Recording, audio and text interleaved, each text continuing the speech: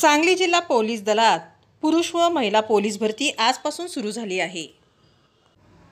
ही police भरती police मुख्यालय Krishna marriage hall येथे सुरू आहे। आज दिवसभरात 27 पोलीस शिपाई पदाकरिता 746 उमेदवार व 13 पोलीस चालक पदाकरिता 67 उमेदवार असे एकूण 813 उमेदवार पोलीस भरतीकरिता आले आहेत। पोलीस भरती करता आलेले उमेदवार यांची ऑनलाईन तपासणी खात्री करत असताना सांगली जिल्हा पोलीस भरतीच्या अनुषंगाने योग्य तो पोलीस बंदोबस्त लावण्यात आला आहे। पोलीस दलातील खेळाडू यांची भरती प्रक्रिया करता नेमणूक करण्यात आली आहे।